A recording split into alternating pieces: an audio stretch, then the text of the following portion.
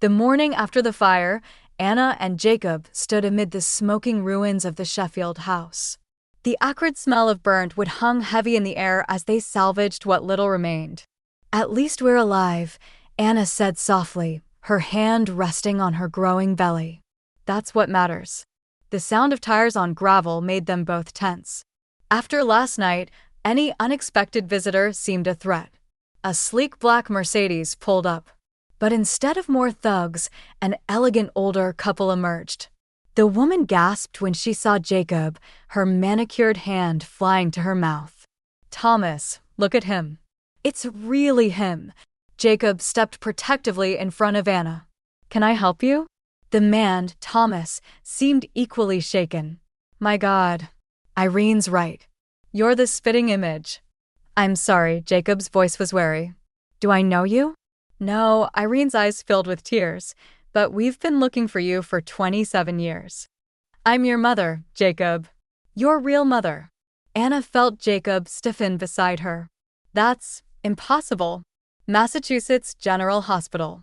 May 12th, Thomas said quietly. "There was a mix-up in the nursery.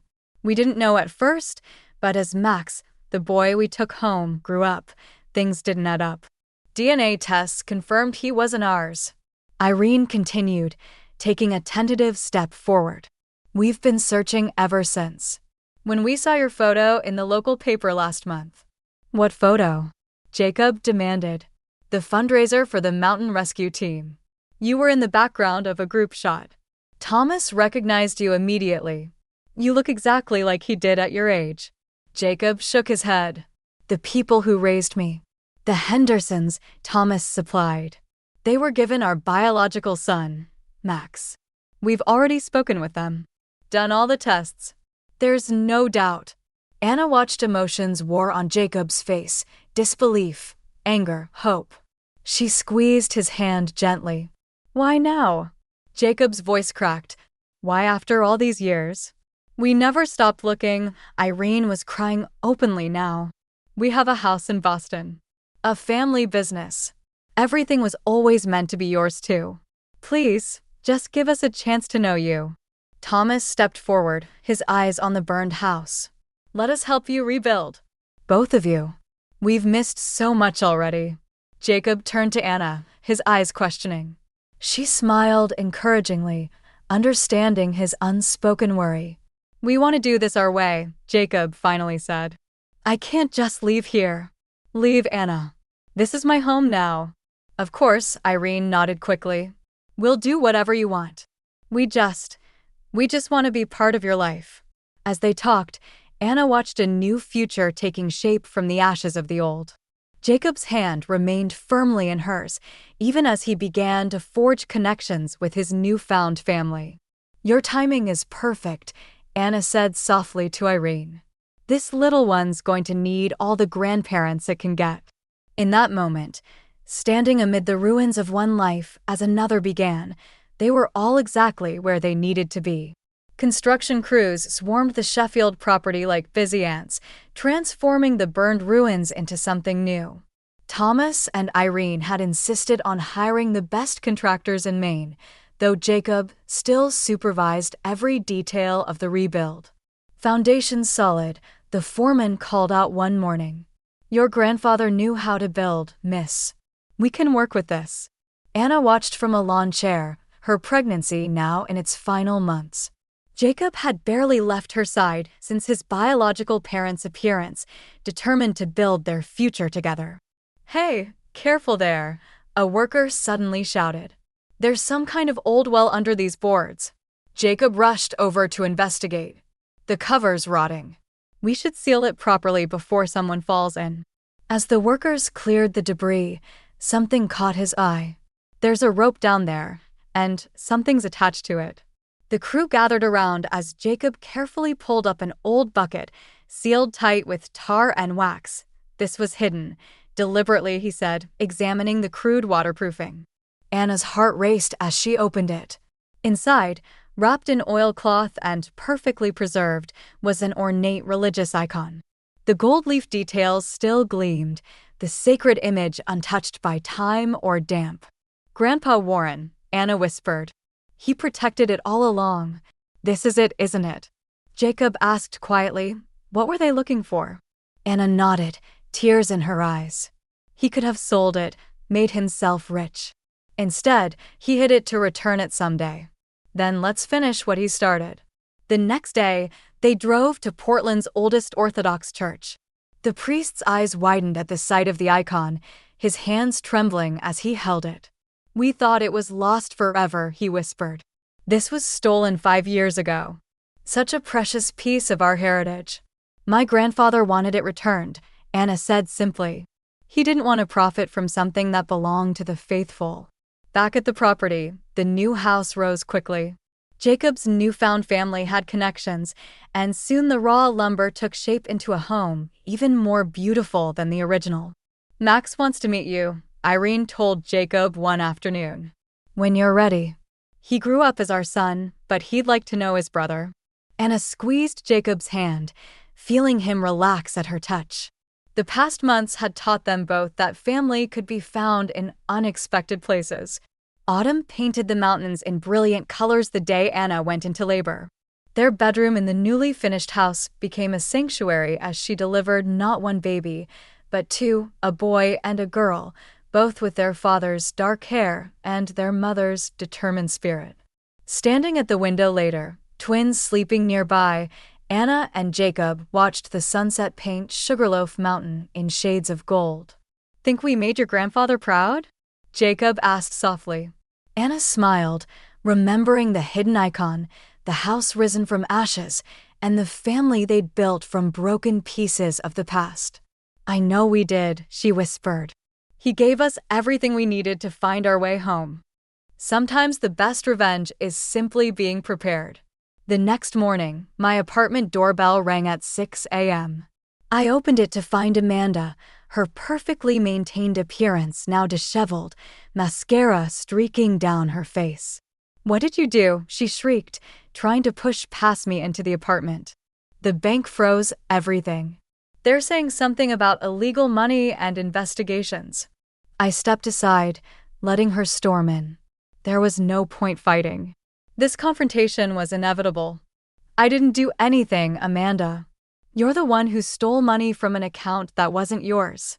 That was your college fund, she spat, pacing my living room like a caged animal. I took what you owed me after all these years of flaunting your privileges. I sat down calmly on my couch, watching her unravel. Did you really think my mother, a financial advisor, would leave my college fund so poorly protected? That money you took came from your mom's special account. You know, the one she uses for her creative real estate transactions. Amanda's face went pale. What are you talking about? The unexplained deposits, the mysterious cash buyers who never seem to exist. Your shopping sprees with money that appears out of nowhere. I pulled out a folder and set it on the coffee table. It's all here. Every transaction, every fake buyer, every laundered dollar. And now, thanks to your greed, the bank is investigating all of it. You set me up, she whispered, realization dawning in her eyes. No, Amanda. You set yourself up. I just let you do what you do best. Take things that don't belong to you. Her phone buzzed. Patricia's name flashed on the screen. Amanda's hands shook as she answered it on speaker. The FBI is here, Patricia's voice was panicked. Amanda, what did you do with that money? They're asking about all the transfers. I could hear male voices in the background, official-sounding terms like warrant and financial records floating through the speaker. Mom. Amanda's voice cracked. The money, it wasn't Olivia's college fund. It was yours. The one from your business. The silence on the other end was deafening. When Patricia spoke again, her voice was ice-cold. Get home. Now. Amanda ended the call, looking at me with a mixture of hatred and fear. You've ruined everything. You did that all on your own, I replied. Both of you did. Years of taking advantage of Dad, stealing, manipulating. Did you really think there wouldn't be consequences? She grabbed her designer bag, probably purchased with laundered money, and headed for the door. This isn't over. Actually, it is. The FBI doesn't take financial crimes lightly. Better call the lawyer, sis. After she left, I called Dad. He answered on the first ring. The FBI is here, he said, his voice hollow. They're going through Patricia's office. How long have you known about her money laundering? 6 months. I found the evidence while helping you organize the home office, remember? But I needed proof that couldn't be explained away. Amanda's theft and subsequent spending spree provided that perfectly. Why didn't you tell me? I sighed, thinking of all the times he dismissed my concerns about Patricia and Amanda's behavior. Would you have believed me?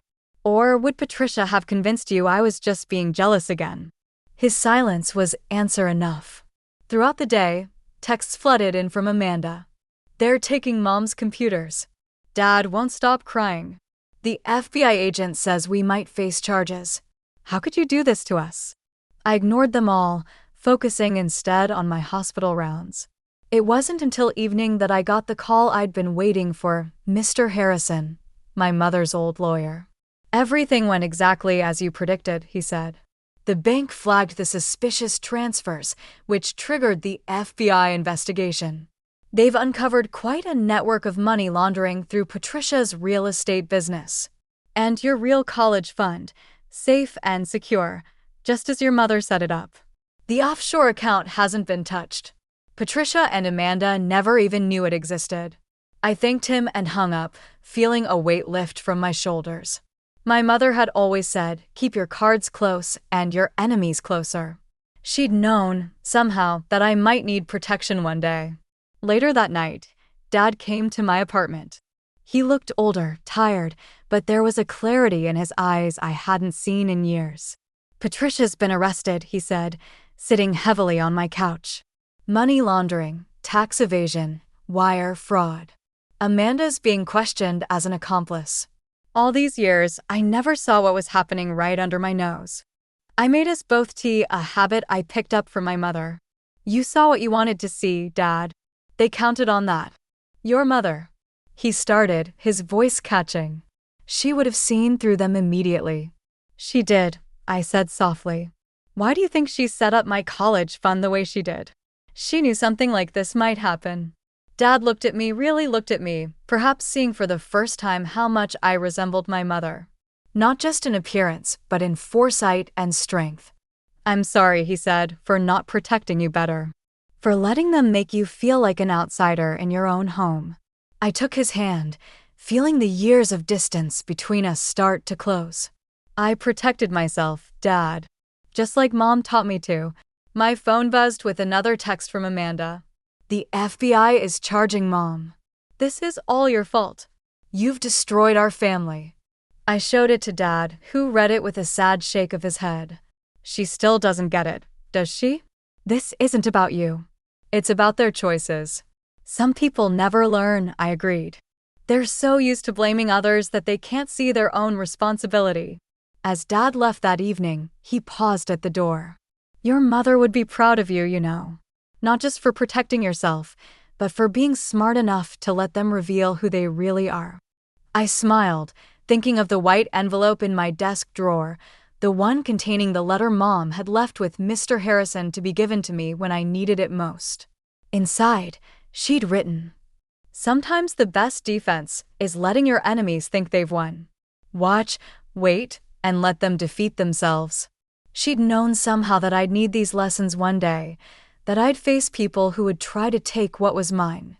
And she prepared me not just with the protected college fund, but with the wisdom to handle those who would try to harm me.